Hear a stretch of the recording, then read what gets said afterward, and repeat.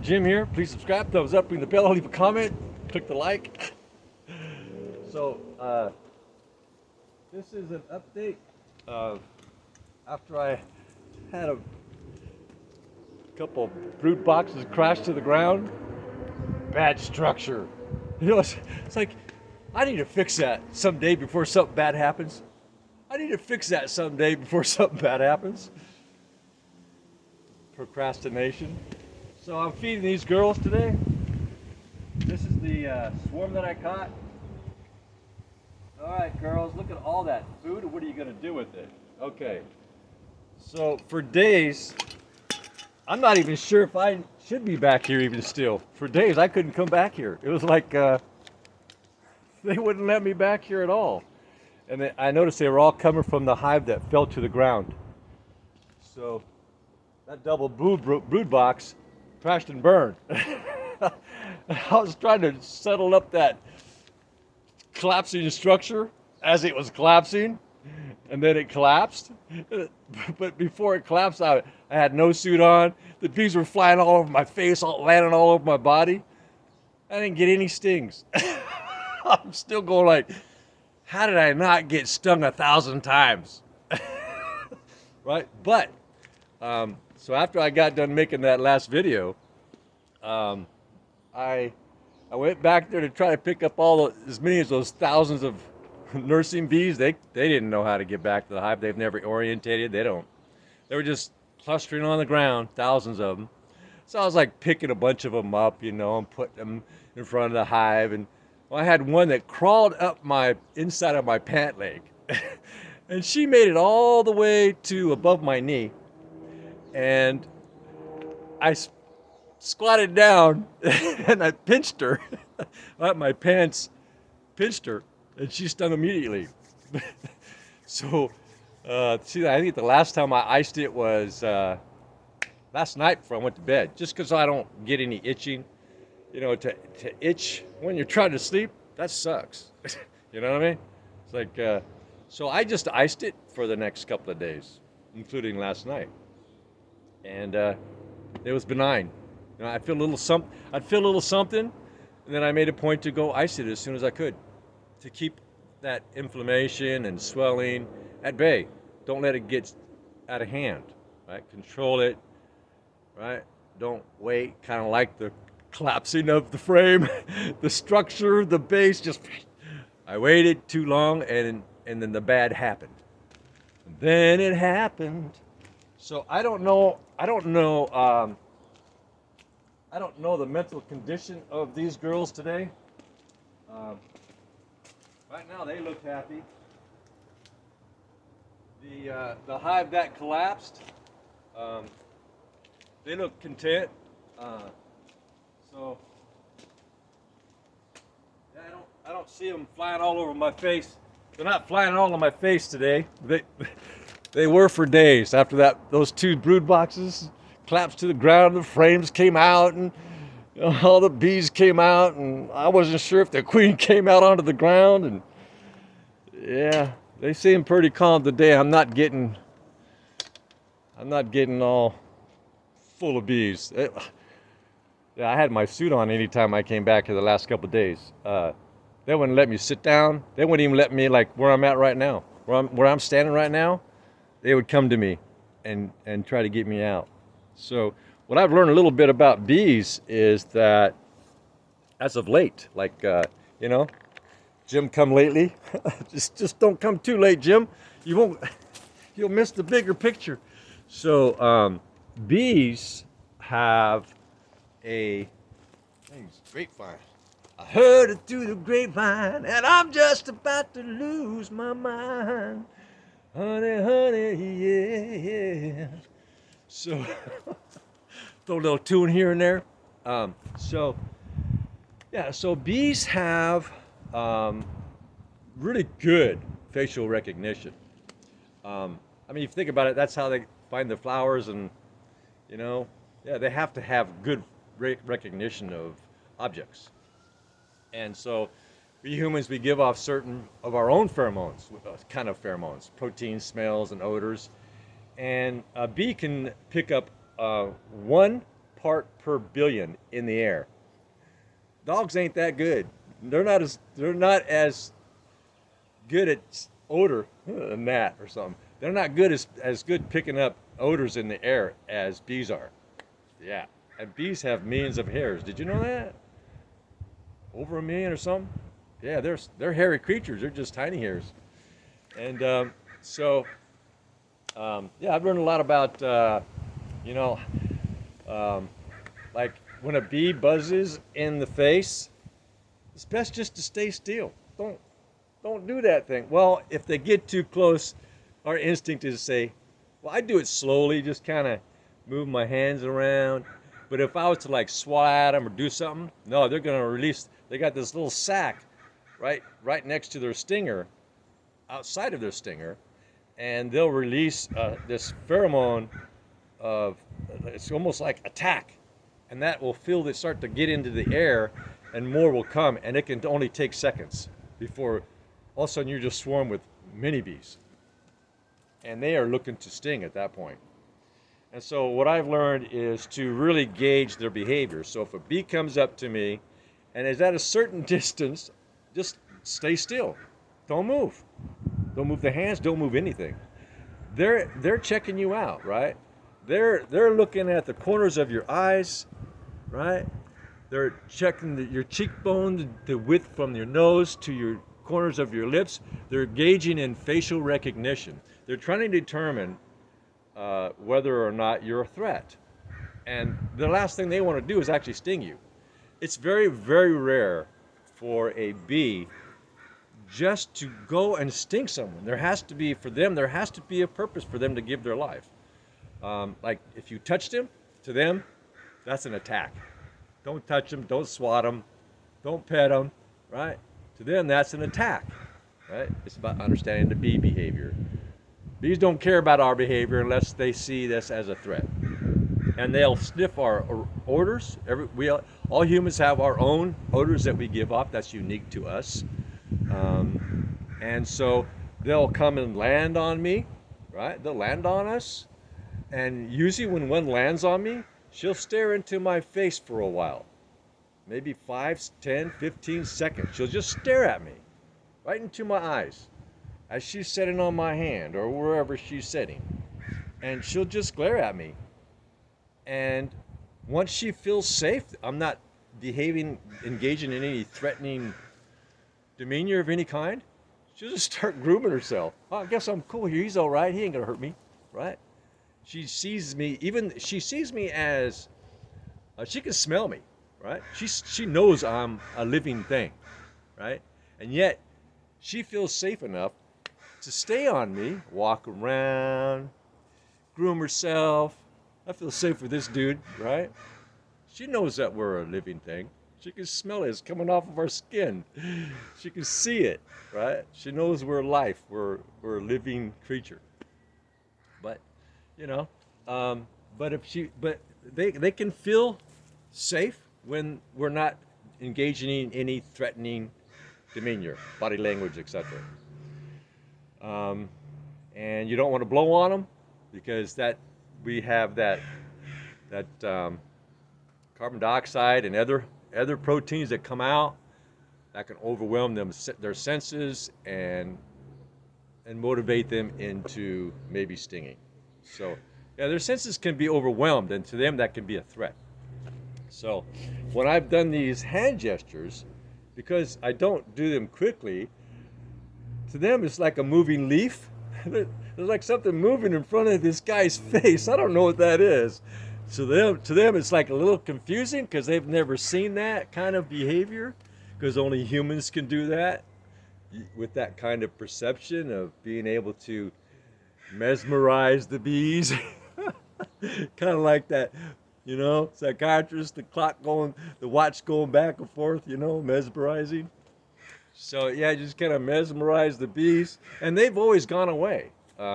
So what I'm thinking about doing, when they get in my face, and they're just staring, just don't move, just be still, and let them gauge, let them evaluate, get all that facial recognition. Just like the computers, they make a point here, okay, everybody has their own unique dimensions of their faith and spatial. Uh, you wouldn't think that a brain that's the size of a sesame seed can be able to do those kinds of things, but it's just bred into them, right? To be able to do these kinds of things for their own survival. Um, anyway, size of a sesame seed, crazy. But they do a lot of amazing things with that sesame seed brain. Yeah, I've watched them uh, inspect hives so thoroughly. I'm thinking, dang, the next time I buy a house, I'm taking a bee. they'll, they'll investigate that home better than a bee. The bees will do a better job making sure there's no holes here or bad things behind the walls, or the drywall's secure. It's just a joke, man. So yeah, everything looks really calm. Um, so the other beehive that I had the same kind of structure, the base. Yeah, I shored the heck out of that thing. So what I'm gonna do eventually is I'm gonna move these hives all the way to the back because I've got my peach tree, my grape. I got a lot of things here that I do all along here. My blueberry bushes are right there.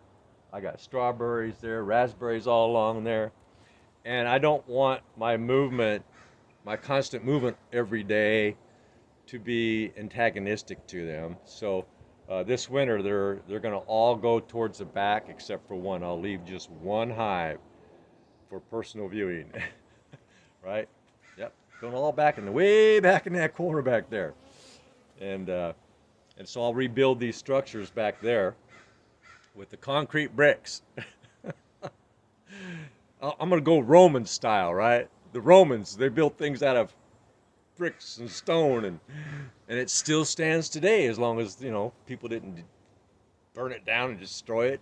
It's still standing. Roman Empire buildings made out of bricks and a brick kind of material.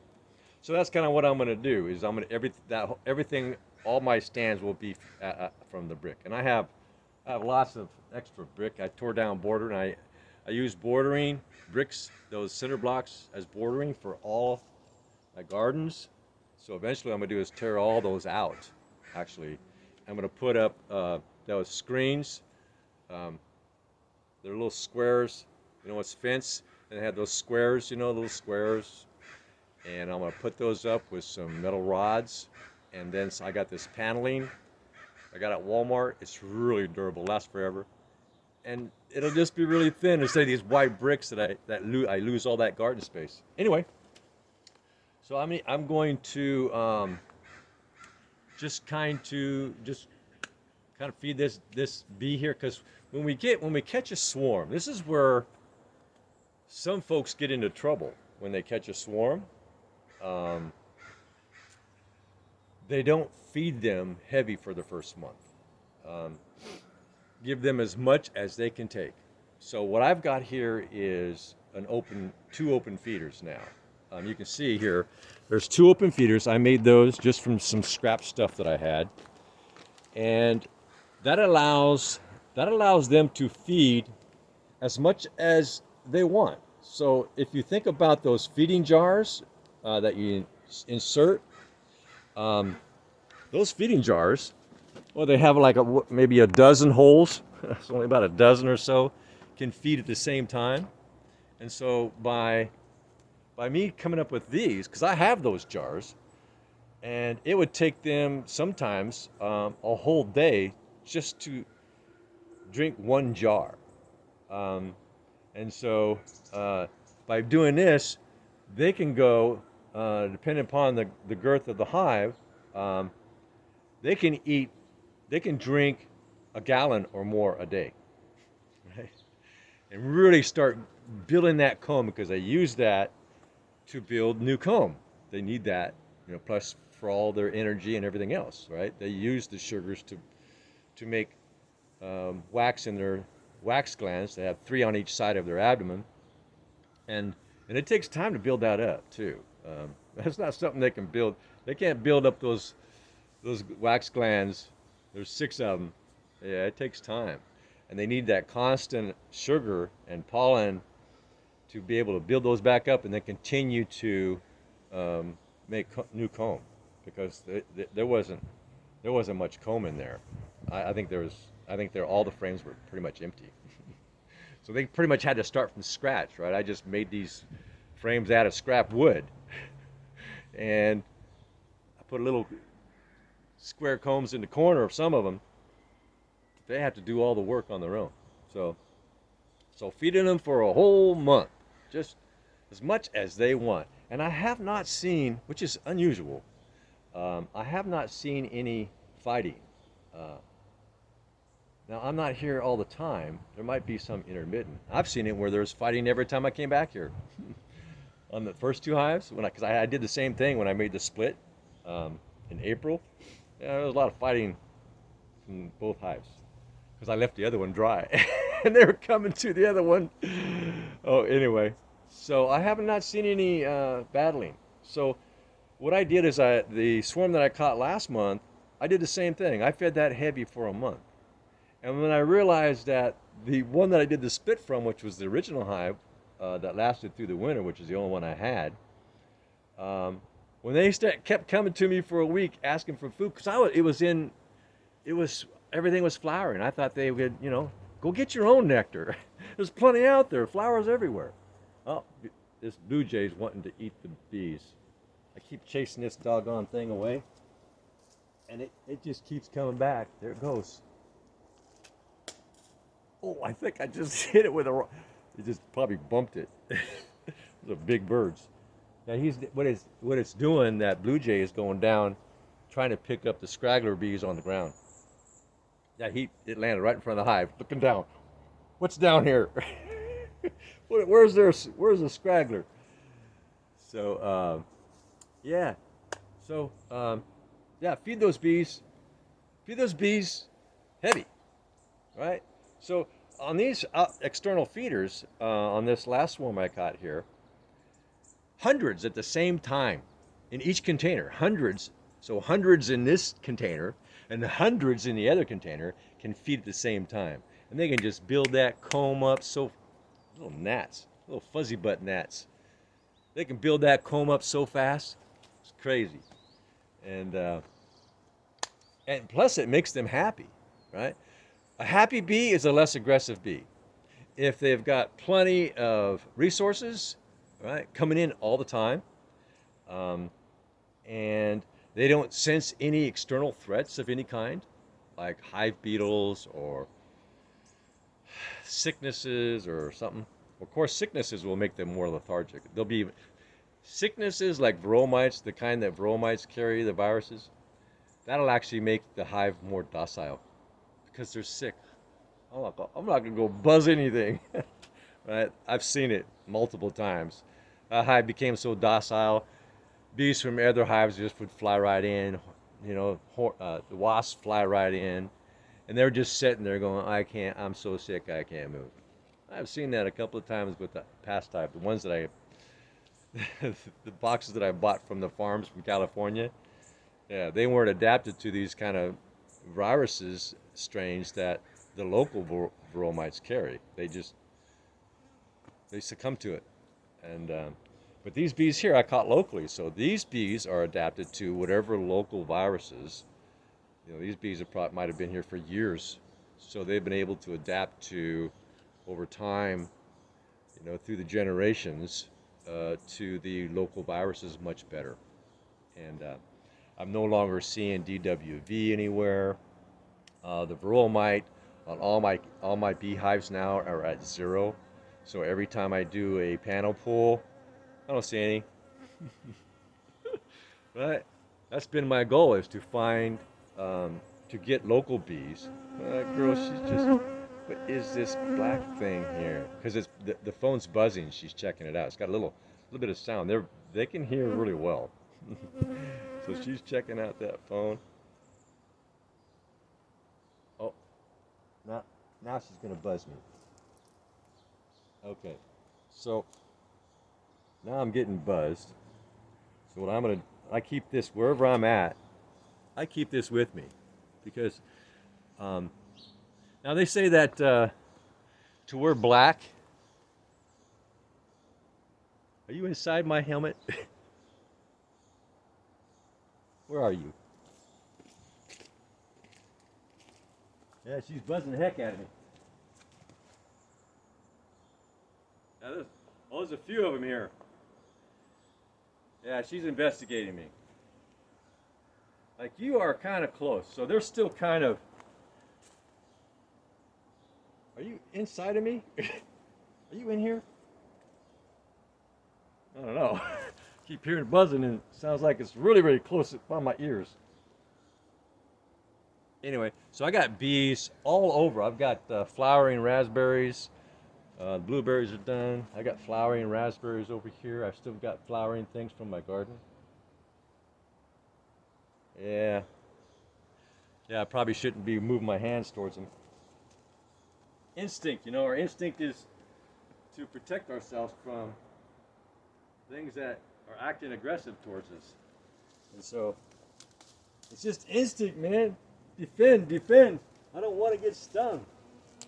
And so it's just our nature to try to protect ourselves from getting hurt. Okay, I need to go pick a bunch of raspberries before all the birds get them. And I guess I still can't, I probably can't sit down over there still unless I got this stuff on. Gloves. Probably should put something more protective, heavier on, like a shirt. These are thick kind of sweatpants that I got. Well, they're not sweatpants really. They're kind of like they're like stretchies. They stretch, and they also they have really kind of thick insulation. You can call them sweatpants, but they're not sweatpants. They're the same style that the vice president wears frequently. They have this seam thing here on both legs, kind of like a modern design thing. Yeah, Rubio, he likes wearing the same ones. I got them before he did. Yeah, I was just at Walmart going, oh, these are interesting design. So I bought a number of different, colors and stuff. Yeah, because what they do is they at the base they're snug, so that bees can't crawl up. Like the other day, I had white at the base. It wasn't. Yeah, it didn't have at the bottom, right where it's snug. It was just wide open. And when I was trying to pick up some of those thousands of bees after the double brood collapse onto the ground, one just crawled up. And it'll be less likely with something like this, right? And so, which is why I bought them. I bought them because of that. But I went out there and did that with the ones that were wide at the bottom. Dum da dum da dum da dum dum. Dum da dum da dum da dum da dum dum dum dum dum. Okay, so I still have a number of nukes out, and I baited two. I baited one in the cherry tree. I baited that one up there, and I haven't seen any activity of intent of swarming out. And so, now they say that black is supposed to make bees more irritated. I have seen no evidence of that. None. I've come out in pure white, they buzz me. Come out in pure black, actually sometimes they don't buzz me at all. But other times they do.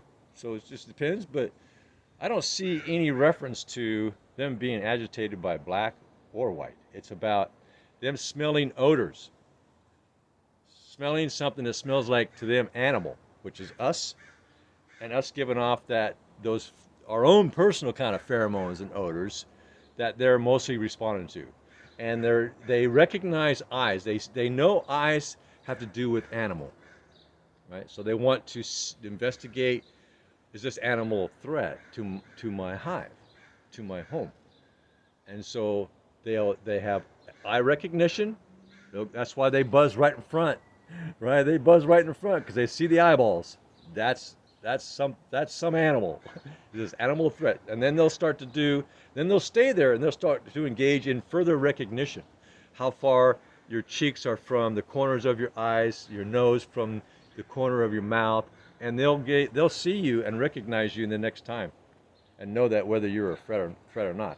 But bees die all the time, right? They die. And you got new ones that come out and have to do the same thing. Those perimeter guards. And yeah, those perimeter guards, they can send, when they release that fumes out of that, those stress pheromones or attack pheromones out of that little sac next to their singer. Once that starts to fill the air, yeah, you can get a lot of them, and that's what makes bees so dangerous, right? If we're not attentive to the very beginnings of the signs of their behavior, um, it can escalate within seconds, and you can be in big trouble within seconds, right? Seconds it can happen. So when I'm sitting there and I've got one girl, I'm okay. When I got two, my red flags go up, right? Yes, two is okay.